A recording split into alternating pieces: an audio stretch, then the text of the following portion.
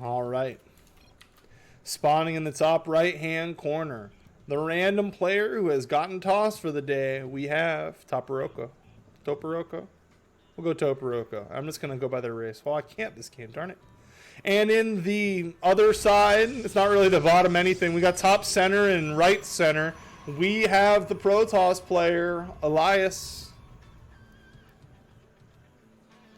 So Illias is a Protoss player and a Protoss player who is playing on a barcode. I expect some fun things out of this player. I demand them. But so far, nothing too exciting. We've got Gateway starting up on both sides. No player has opted to go Forge first. Both players starting off with Gateway openings. I don't see any probes headed anywhere on the map. PvP is a matchup that can have some really crazy outcomes. And on this map in particular, will either player be able to use the island base? Will this field of slow zones affect the outcome? It's an interesting map that I honestly haven't played on very much yet, and I'm looking forward to seeing if they've got anything special planned for it.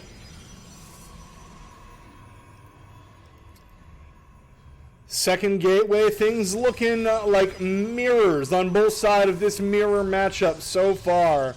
A little bit quicker on the cyber for Toperoco. Toperoco.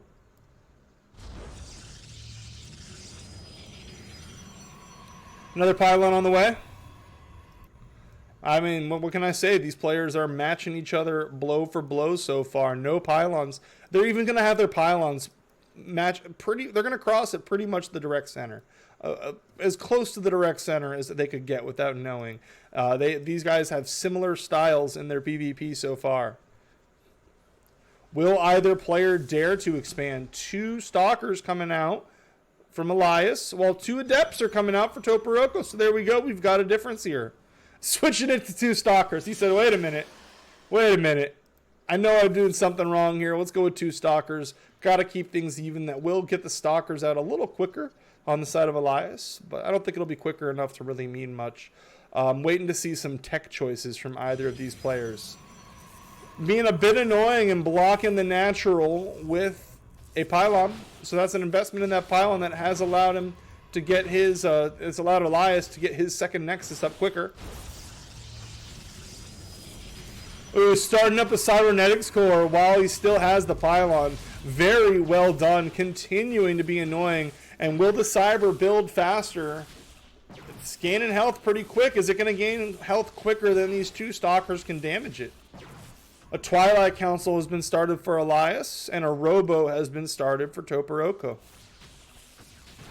Still no natural base. What a pain in the butt. This would tilt me. I feel tilted just watching this. And then once you've been spending your money, which is great, but now you're like, oh man, I don't have the money for my second Nexus. It feels real bad. Chasing off the pylon before the pylon can block the location once more. Still doesn't have enough money. Looking pretty all in right now, if I'm being honest. Adding on a Warp Prism, and the Warp Prism is rallied over towards through the slow zones. So what is the plan going to be with this Warp Prism? I would expect, oh, nope, it's rallied through the slow zones, but it's rallied to the front. Not looking for any backdoor warpins or anything. Army supply heavily in the favor of Toperoco. He says, you delayed my Nexus. I know you have an economic advantage. Let me make the best of it. Let me get across the map with some units. See if I can get some damage done. Proxy gateways are going to get spotted by Illias nice and early here, and they are going to deal with this round of warpins while they have the Stalker count advantage. It's a nice beginning here to this defense. However, more Stalkers are arriving. All the Stalkers have fallen from one side so far. I'm getting weird sound bugs. Alright, Toperoco's Stalker count is looking overwhelming, but will the batteries be enough to help fend off this attack? The batteries are going to help, and that's not enough Stalkers yet. Oops, keep pulling up. That's not enough Stalkers yet to one-shot. Alright, Stalkers are able to damage through the shield battery and take out one of their foes. Some workers have been pulled to help deal with this pressure, but the workers are a big part of the advantage that Illias has so far. Back and forth dance the Stalkers. Blink is about to finish for Illias. Let's see if he's able to get anything done with that. Ooh, getting on top of these stalkers, getting nice damage. The stalker count beginning to swing heavily in the favor of Toperoco. The shield batteries are all out of energy. It is stalker versus stalker here. Another round of Warpins is going to even things up a bit, but the Warpins from Toperoco on the front line are doing a good job of keeping him in the driver's seat. Still has not expanded. Back at home, he needs to get more damage done for this attack to be worth it. With Blink finished for one side, the micro potential will favor Illias a fair bit here. He's looking to get his stalker count up and then come deal with this opponent on the low ground. He will not be in time to deal with the Nexus. Down falls the Nexus. Down fall the batteries. No immortals for either side yet, even though we've got a Robo on one side.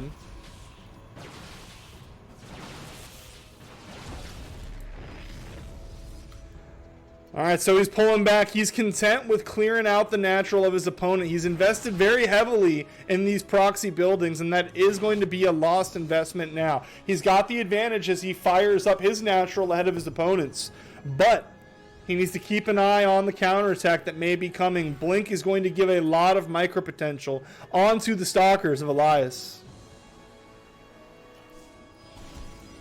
Spotting out this proxy pylon, he is going to go ahead and clear that out, but is he aware? I don't think he's aware of what's coming across the map right now. I'm not sure if the observer spotted it. I may have missed it. Illias is looking for a northern position, probably going to throw down a gateway with this, I would think. I would expect some tech up here. He looks like he's looking for a forward position to siege his opponent. A Twilight Council is on the way for Toperoco. It's almost done, in fact. But Blink is still a distant goal, I suppose. A long-term goal. Stalker count and the Blinks together are going to put... Oh, Illias is in a very strong position in this fight. The sentries have fallen quickly, and the Stalker count is so heavily in Illias' favor. As soon as Blink is off cooldown, he's going to be able to blink on top of this. Not even going to need Blink. Stalker count has been reset for Toperoco. 28 army supply to 13. Jumping in on top of the natural. The natural does not appear to be long for this world. An Immortal on the production tab, but the Immortal's still so far away. He's going to depower the Twilight, but that's not really the damage that he needs here. There's not any energy left on these sentries, so as soon as these force fields fall, if he wants to, he will be in a position to move up onto the ramp. Recalls the Warp Prism home. The Warp Prism had 3 Stalkers with it, and now we do have it. We have an Immortal, and we have a Warp Prism, which is the micro potential on that. Oh no, the Immortal dies inside the Warp Prism. Disaster for Toperoco. GG is called. Illias takes the 1-0 lead in the series. Well done.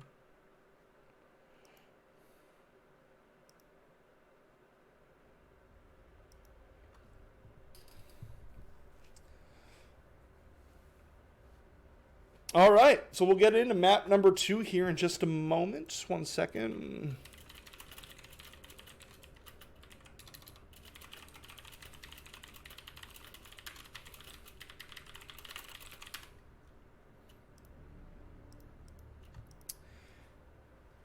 Very back and forth battle, able to delay the natural of his opponent for a very long time, and then things were looking dicey. An aggressive play with 2 proxy gateways it ended up not being enough to seal the deal, but very back and forth.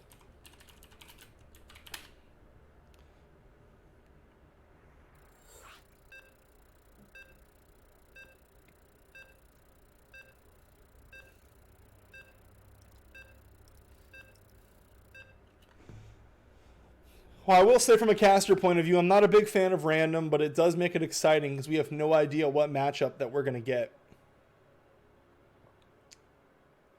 I would say the mirror matchup would favor the Protoss main in most scenarios.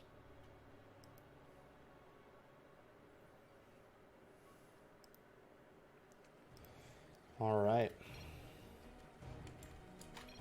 Oh, I did it wrong. All right, spawning in the bottom left-hand corner, the random player who gets zerged this time, looking to even up the series 1-1. It's Toperoco. And in the top right-hand corner, hoping to close out the series 2-0, we've got the barcoded Protoss player, Illias.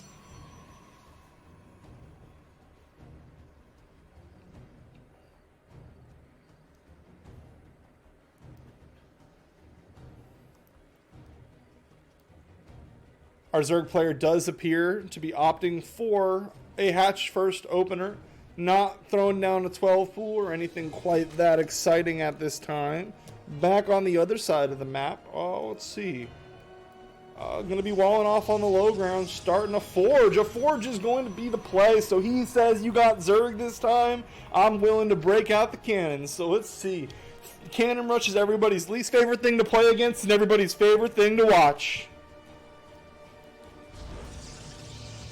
Nexus is going to pop up. A gateway hasn't even been started yet, so this isn't the most committed of cannon rushes. He doesn't necessarily need to kill his opponent. If he can delay the natural, that would be enough damage. Has he even sent a probe across the map? He has not. The photon cannon is defensive.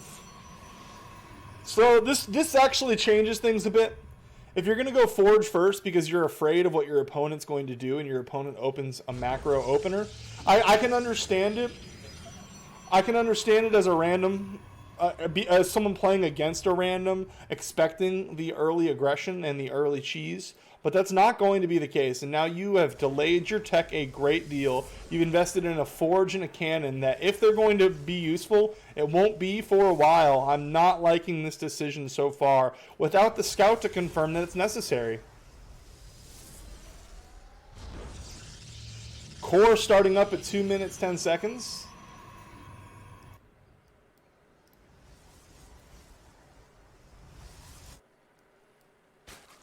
Zergling's speed is on the way. Everything, no third base. It's not quite late yet. A third base should be thought about soon, and there we go. Third base is going to be queued up. Third base will be coming up very shortly here. 33rd, that's exactly when I would take my third. Very macro opener.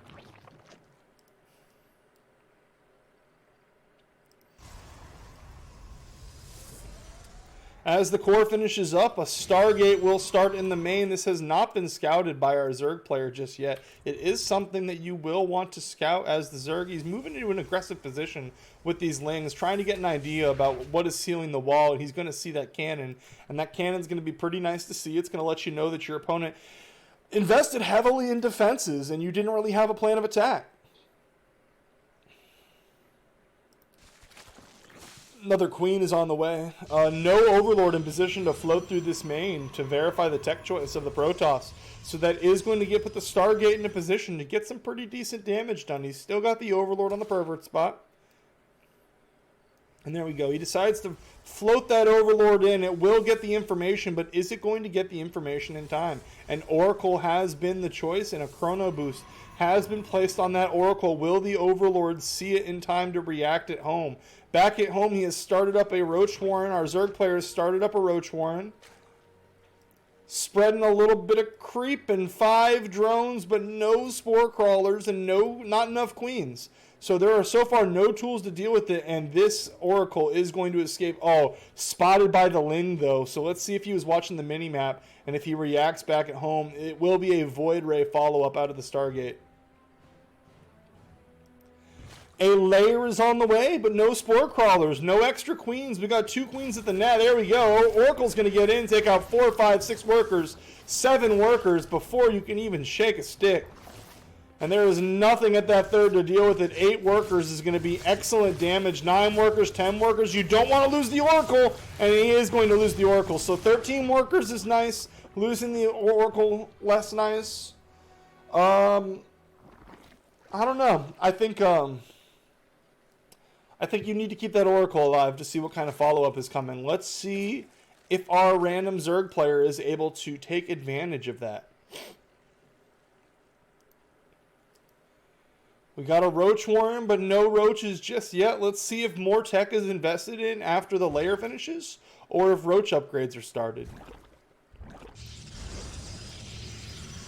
Zergling was being a bit annoying by the third, quickly dealt with by a Void Ray.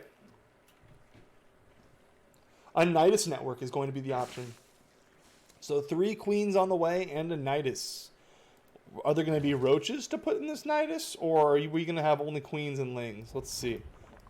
Roach speed has been started as well as 6 Roaches, so it'll be a Roach Queen Nidus. The Queens will need to deal with the Void Ray if this is going to get any damage done, but What are you going to use? If you're a Zerg player right now, you have no Overlords anywhere near in position to be able to place down that Nidus. So I think the idea is going to be, I think when Roach speed finishes, going to walk across the map with the Roaches.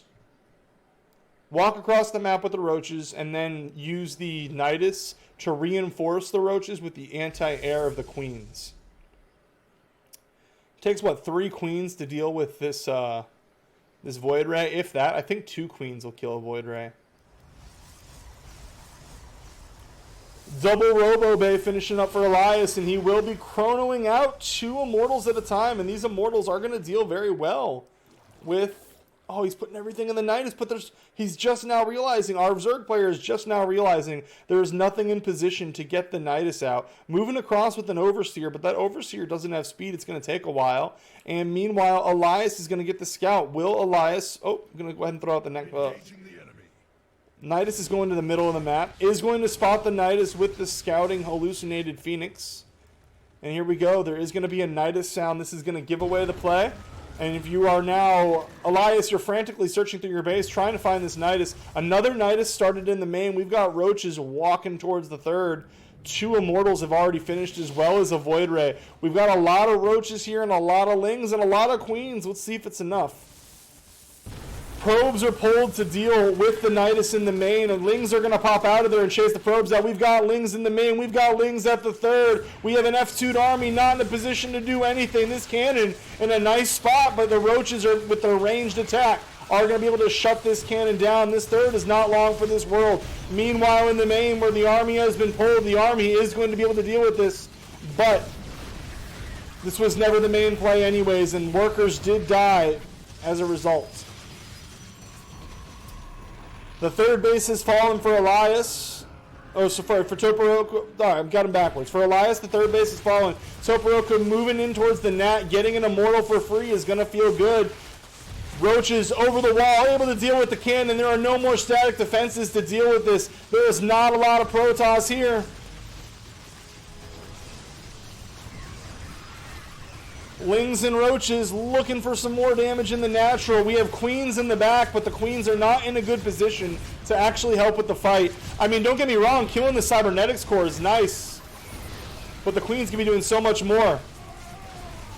Void Ray is chewing through these Roaches, but finally when the Void Ray steps up, it'll be in range of the Queens, and these Queens have plenty of transfused energy. That Void Ray has been shut down. With very little health left, that Void Ray is up. There we go, it's going to fall. The Queens are the heroes of the day as the Queens are able to mow through all Protoss that is available. Another Nidus in the main for reinforcements. GG is called. This series is 1-1. Excuse me.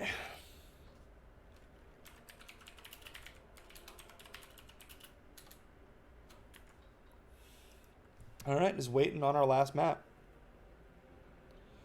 Excellent series from these two players so far. Looking forward to see who takes it and what matchup we get.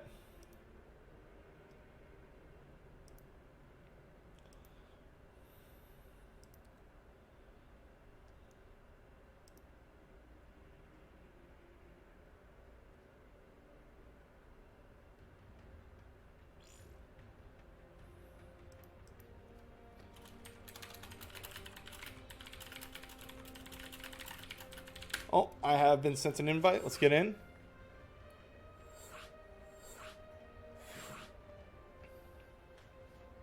Golden Wall will be our last map.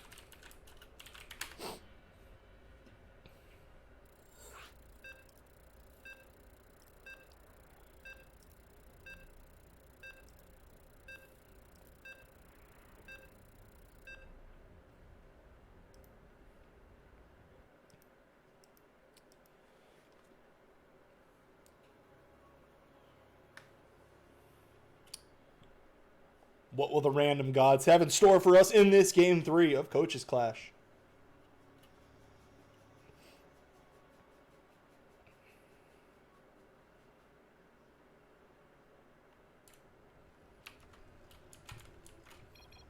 Spawning in the bottom left-hand corner, the random player who is going to have Terran this time, we have Toperoco. Or Toperoco. I can't say names. And in the bottom right-hand corner of this very strange map, the Protoss player looking to take the series 2-1. We have Illias. What is Illias going to do in this game? He has played one of each of the matchups, so we've got a chance to see the random gods have given us 1/3, 1/3, 1/3 on our RNG for this series. So being forced to show a mastery of all three. We are going to have factory before racks, so we're going to have a quick, I'm sorry, gas before racks, so I expect to see a quicker factory. Maybe some early aggression. We shall see.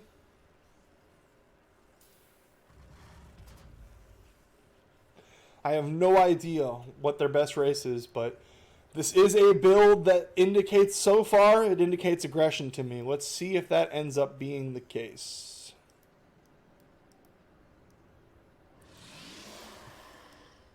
Chronoing some probes. Ooh, mining this out. Interesting way to get a scout here.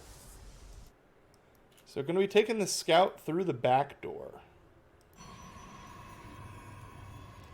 And we're going to have a core before a nexus. So both players opening up, looking like they might want to get aggressive on this map. First Reaper is on the way. Natural expansion coming out earlier than I expected, before a factory even. So while there will be a quicker factory, it's not going to be as aggressive as I anticipated. Pylon being thrown down in a very cheeky location. Possibly looking to throw down some sort of proxy tech. I'd expect to see a proxy Stargate, and that's exactly what we're going to see. Proxy Stargate going to be the choice from Illias. Oh, and he's throwing down the batteries to go with it. So this is going to be pretty annoying to deal with if you are the Terran player. I would expect to see a Void Ray. And the Void Ray will be able to go recharge 4 shield battery investment. That's a Nexus worth of shield batteries.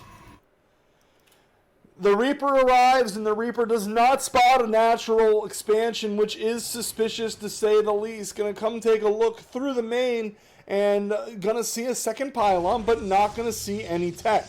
At this point, with no expansion and no tech, you got to be wondering what's going on if you are Toperoco. On his way out, he does spot that this has been mined, and he spots the probe on the way home. So this is some good information that could clue in to what sort of attack is coming. The Stalker wants to stop the Reaper from coming back in, but the Stalker doesn't want to chase the Reaper home because the Stalker doesn't want the Reaper to spot this. First Void Ray about to pop. Going ahead and investing in the bunker in the main after having an idea that proxy tech is going to be the choice. Cyclone and some Marines, the right choices so far in tech. And here we go, the Void Ray arrives with nothing to deter it from taking out this gas. This gas will be denied, and without this gas, the tech choices will be limited for the Terran. Oh, Johnny on the spot with the last second repair. Void Ray goes back towards their shield batteries for a little bit of assistance, and then heading back in to start mowing through some SCVs. Cyclone locks on. Still no hull damage yet as the second Void Ray joins the party. 2 Void Rays, they're going to have twice the power of 1. We do have a Viking, and a Cyclone together are going to deal with this quite well.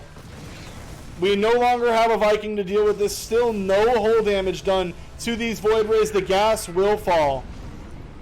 Shield batteries still have an impressive amount of energy despite the fighting that has gone on so far. Throwing down triple missile turret. Really not trying to deal with this aggression right now.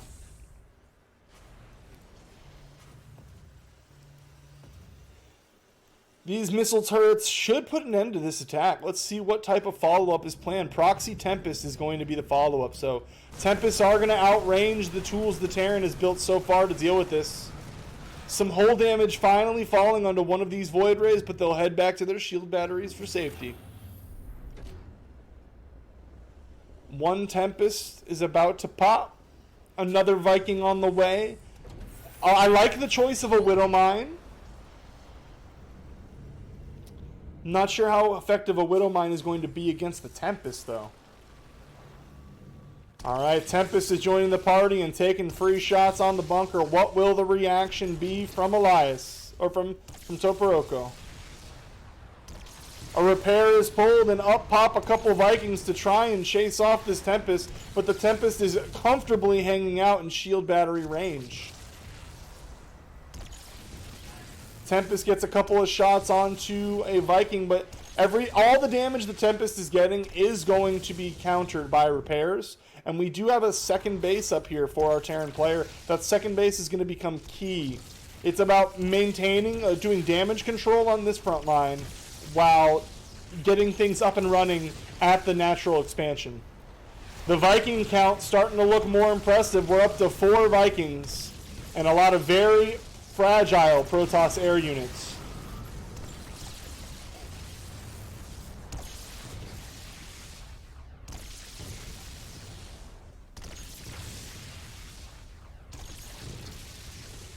So while the Tempests outrange the bunker, they don't do enough damage to damage through any meaningful amount of repair.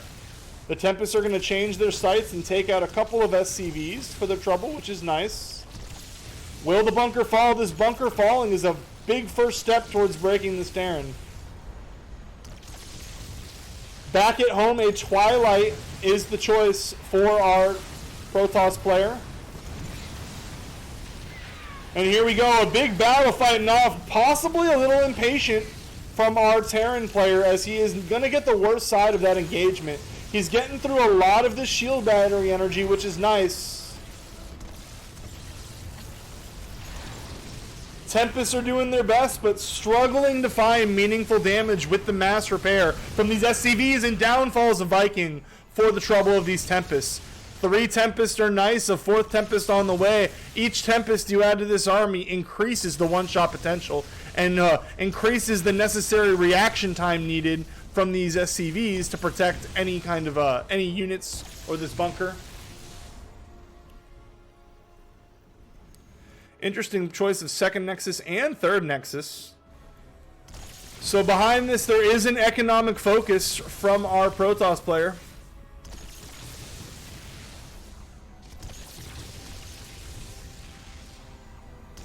Charge is going to be the tech of choice. No 3rd CC just yet. Terran losing a lot of potential income pulling these SCVs to repair. Vikings headed across the map looking to get some damage done. Prismatic alignment is going to be what it takes to break through that bunker, which is going to be fantastic for our Protoss player. But meanwhile, across the map, here we go. Down go the 4 Vikings into the mineral line, and the probes are going to fight for their lives. But Vikings are going to do so well against probes, even with the shield battery there. That zealot is the saving grace. 1 stalker by the Nat of the Protoss being a bit annoying. Vikings desperately looking around. GG is called. Sees the second base, isn't looking to play it out. GG is called. Protoss going to take the series.